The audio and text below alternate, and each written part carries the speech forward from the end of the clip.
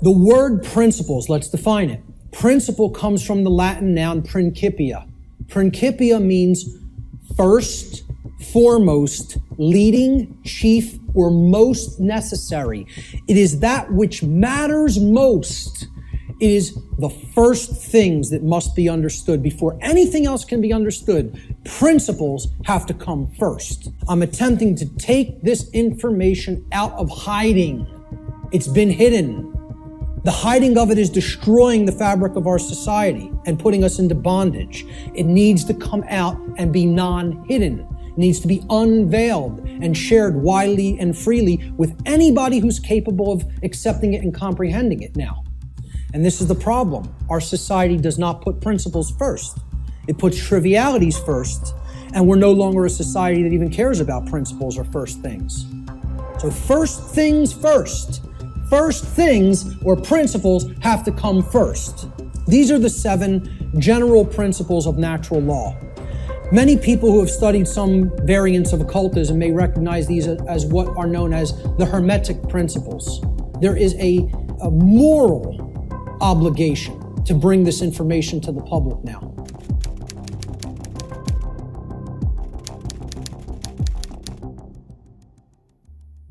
The principle of mentalism states that the all, everything in creation, is actually a manifestation of mind. The all is mind. Okay? What this means is everything that happens has to be a result of a mental state which preceded it. Everything. For anything to exist, thoughts had to form first, and then they formed the physical reality after. The universe itself is a mental construct of the Creator. Thoughts lead to the manifestation of things and events. Thoughts create conditions. Thoughts create things and conditions. They cannot just magically manifest themselves. Thought comes first. Thoughts create our state of existence and the quality of our experience here on earth, ultimately. Therefore, we should be responsible for everything that we create by being responsible for that which we think.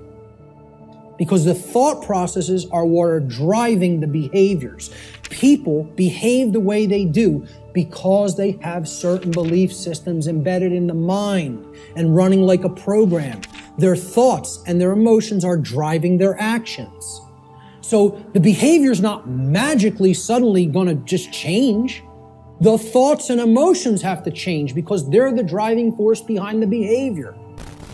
That's when reality will change.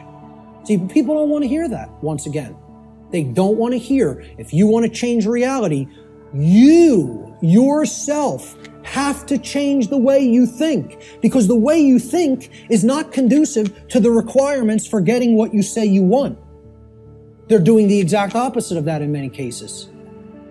So that's the principle of mentalism. The principle of correspondence states that that which is above is similar or like to that which is below. So what this means is that which is below, and that which is below is like to that which is above. It's a mirror, okay? The above is like the below is like the above, all right? The above, in this case, is the macrocosm, okay? The laws of the very large things, okay? The laws that govern the creation which we consider is seemingly outside of ourselves. So the macrocosm, or the very large, the totality of everything, and the microcosm, which is the very small, or the individuated units that comprise the whole in their aggregate, okay? They are reflections of each other. They cannot be separated from each other. As one goes, the other goes. The universe is actually a holographic system. It's a hologram is an image, okay? You pass a laser through it, and it then projects a 3D image, okay? It's like a flat image, and it projects a 3-dimensional image. But the aspect, why they call it a holo, like holistic hologram, holistic image, is if you break a hologram into multiple components by cutting it. So if I take a hologram and I cut it in 4 pieces, you don't have a quarter of the image on one part of the hologram and a quarter on the other and a quarter on the third and a quarter on the fourth. You have 4 whole images that only lose their resolution by a quarter. So everything is contained in all the smaller parts, okay? That's like the reality that we're living in. Our universe is a holographic one. So the universe is inside the individual. And the entire universe is like an individual. They're reflections of each other. The other part of the principle of correspondence is that our reality is also fractal in nature. Now, if you studied fractals, these are self-similar mathematical generated patterns, okay? We see this through things like Fibonacci sequence in mathematics, and this is repeated endlessly throughout nature. You look at the structure of the atom, and it's similar to the structure of the solar system, which is similar to the structure of the galaxy. They work the same way. They look the same. You pull back enough, you'll keep seeing the same pattern repeat. So, the universe is both holographic, meaning that the whole is contained in the parts, and vice versa, and it is fractal or self-similar across all scales of its existence. That's the principle of correspondence. The principle of vibration simply states that there is no such thing as rest, as dead or non-motion, okay? Death, in that sense, is an illusion, because true death would be the cessation of all motion and energy. There is no such thing. It doesn't exist. You cannot go anywhere in creation where something is at complete rest. Everything moves, everything vibrates, and at the most fundamental level, the universe and every single thing which comprises it is ultimately pure vibratory energy that is manifesting itself in different ways, different frequencies, different vibratory forms.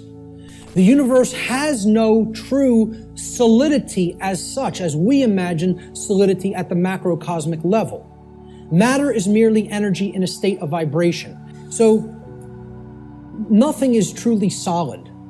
You know, it's again, like we say, we are spirit having a human experience. The whole universe is spiritual, having a experience in solidity. All right? That's how you have to look at the principle of vibration. The principle of polarity states that everything has a dual nature to it. There are polarities in everything that exists, okay? Everything has poles, everything has its pair of opposites. However, opposites, they are identical in nature, but they're different in degree. So let me give you an example of what that means. Are hot and cold really opposites? Or can we simply look at them as the presence of heat energy or the absence of heat energy? Meaning that they're the same thing, energy. And whether it's concentrated in a specific area, which would make it hot, or whether it's absent from a specific area, which would make it cold. Okay? That's what hot and cold are at the fundamental level. At our level of perception, they're opposites, but at the fundamental level, they're the same thing, energy or lack thereof. Extremes can meet and blend and, play with each other, like as depicted in the yin-yang symbol, masculine and feminine. They need to be blended.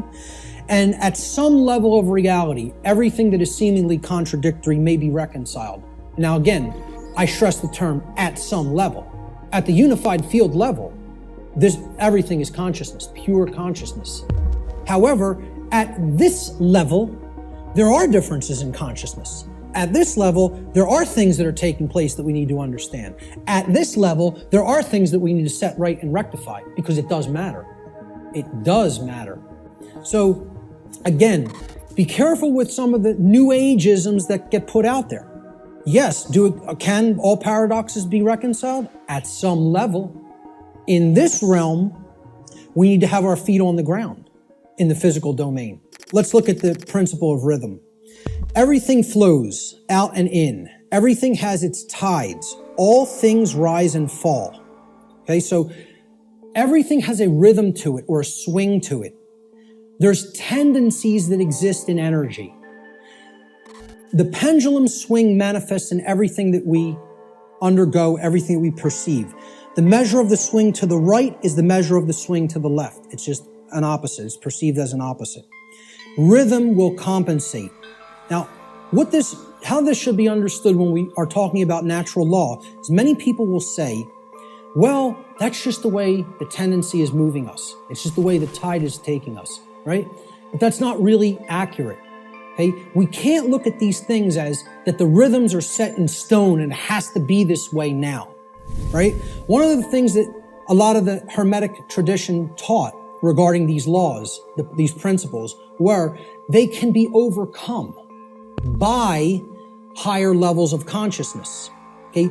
This one was one of them. Rhythm is a principle that is a tendency for something to swing a certain way. Let's look at it as you have a boat. You want to row the boat out to sea, right? You have to get past the tide. You have to get past the breakers and the waves.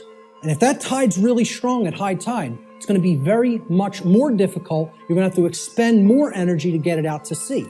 If, however, you were taking it when the current's moving out to sea, okay, there's a flow that's moving outward deeper into the ocean, and you start rowing that boat then, you're going to be able to do it much more easily. Okay, so if there's winds pushing along a plane, it's going to have to expend less energy. It's going to get there more quickly, okay, because it's adding to the energy. If, however, you're flying against the wind, you got to expend a lot more energy. It's just a tendency. You can still get to where you want to go. You may just have to exert more effort. So that's the principle of rhythm. This is the principle here in natural law that most fits in with how I'm using the term natural law today, cause and effect. Many people, again, in the New Age community, don't want to believe that there's causes and effects, and that effects are driven by causes that, come first and then manifest conditions. So the principle of cause and effect simply states that every cause has its effect and every effect has its cause. Every single thing that occurs happens according to law. All right? Chance is a name for law, a law not recognized. There are many planes of causation, but nothing escapes the law. So again, is there free will? Yes, there is free will. But is there free will to ignore law without consequence? No, there is not. That's the limit of free will. Free will is operating within boundary conditions that I'm referring to as natural law. It's a series of laws, actually, okay? Free will operates within these parameters or boundary conditions that cannot be exceeded or gone beyond without consequence. Oh yeah, you can break natural law. Yes, you can break it, but you cannot break it without consequence. You cannot break it without consequence, negative consequence. And that's why this body of knowledge has in the past been referred to as consequentialism. It is the knowledge of how consequences are generated by our free will decision-making processes within the boundaries of natural law. Will the effect happen immediately? No, it will not happen immediately. There is a time lag. You set the cause into motion. The universe is going to intelligently bring to you, through a rearrangement of all the dynamics that it needs to rearrange, the effect of what you've generated by setting that cause into motion. And there is a time gap between the cause going into place and the effect coming around and hitting you. This is why the pattern recognition of cause and effect is more difficult, because it is separated by a time lag, by what we perceive as linear time. Now, if you did a wrong to somebody and immediately you were stung by a wasp, every single time you did a wrong to somebody, it showed up and bit you immediately within 2 seconds of you hurting somebody, stealing from somebody, lying to somebody, etc. Would you start to connect the stinging to the wrong that you did? I think most people would see the pattern. They would recognize the pattern. But since that doesn't happen, and there's a time lag to experiencing something harmful to ourselves once we do something harmful to other people, it's very difficult for people to see the connection through the time lag. So this is ultimately going to come back and bite us, and what we set into motion is going to actually topple over onto us if we don't change our thoughts, emotions, and behaviors. The next thing that needs to be understood is the two planes. All right, there's the plane of effects, and then there's the plane of causes. No power to affect any change lies on the plane of effects, which is the physical manifested reality. Again, what already is, nothing can be done about. What already is, you cannot change. You cannot change the past. You can change what it is starting now and make sure that it gets changed in the future. But right now, what is the truth, and all you could do is accept that or reject it. You can't change the past. So the physical world that is manifested up to this point happened because of things that occurred in the past. The causes happened in the past. Nothing you can do about that right now. The plane of effects, or the physical world, is where manifested realities have already occurred, have already taken shape, have already formed due to their underlying causal factors. The plane of effects constitutes that which has already occurred. As such, no power to effect change lies here, because that which has already occurred cannot unoccur. That which has occurred can't undo itself. It happened, it's already done. It has become that which is, or truth. Human consciousness seems to be trapped upon the plane of effects, meaning that humanity as a whole remains ignorant of the underlying causes which they themselves have set into motion and which lead to self-inflicted suffering in their lives. So if you're trapped at this level, what you're doing is you're looking at the symptoms, and you're stuck looking at the symptoms. So let's look at the plane of causality. This is the other plane. This is the mental realm, the mental world. Again, according to the law of mentalism, the first principle of natural law, everything that manifests must first manifest in mind before it can manifest physically. So again, if the plane of causality is the mental world that's generating the causes in mind, okay, everything is happening there first, and then it is trickling down to the physical domain. It is manifesting in the physical domain only after it has manifested in the mental world. The plane of causality is where causes are set into motion prior to those causes manifesting as formed realities in the plane of effects. The final principle of the 7 principles of natural law, at least the formalized ones, are gender. Gender exists in everything. Everything has its masculine and its feminine components or principles. We've already seen that when it comes to the human brain, consciousness, worldview, etc. Gender manifests on all planes of existence: spiritual, mental, physical, everything. Very simple concept. What I want to briefly talk about is mental gender. Mental gender is the state of coexistence between the masculine and feminine aspects of the mind. Our left brain hemisphere largely facilitates the masculine aspects of the mind, or the intellect, logic, analytical thought, linear thought processes, while the right brain hemisphere largely facilitates the feminine aspect, or intuition, meaning creativity, compassion, and holistic thought processes. This next section is what I call the lost principle. This is the 8th principle of natural law, which binds all of the other principles together. It is what I would call the encapsulating principle. Okay? It's the container inside which all the other principles fit very nicely and neatly. You hear very few other researchers, even people who are studying this from the occult perspective, who are studying this from the consequentialism perspective, you very hear them incorporate the 8th and all-encompassing principle. This pattern is called something. Does anybody know what this pattern is called? The seed of life. Now, what happens from a seed? It grows. It generates something. It creates something. A seed has an outer casing, an outer shell, that if you're going to get to the inner core of it that contains all of the creative, genetic, generative material, okay, that shell has to be there and intact. You break the shell of the seed, the creative essence of the seed is going to be gone. Now, what is that principle? Here's what that principle is. It's the 8th, or what I call the lost principle. And it's the thing that has to be present in order for any change to manifest itself. And it is not what most people think of it as. Even when I tell you what this is, I guarantee you there will be an inaccurate connotative meaning for what people think this means, okay? Here's what the 8th principle is. It is known as the generative principle, or the principle which governs creation, which actually is the causal factor that goes into effect and generates the result that we say that we want. But what's the real term for it? Who can guess what the actual term, what the generative principle of creation actually is? The generative principle is care.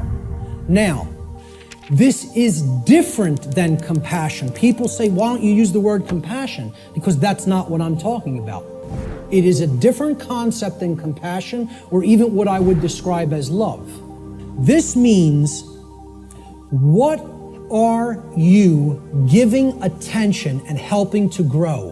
What are you focusing upon? Because what focus you're focusing upon, that's what's ultimately getting generated, getting created, and growing. And this doesn't mean be ignorant of what's going on in the world and don't look at anything that's negative because you're going to feed that and give power to it. That's not what it means. That means, you know what you're feeding?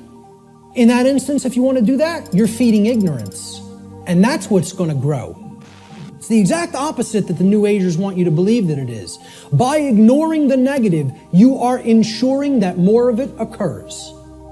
You are fueling it by ignorance, ensuring that it grows and takes over. What care has to be looked at here as is, this is what you're giving your energy to.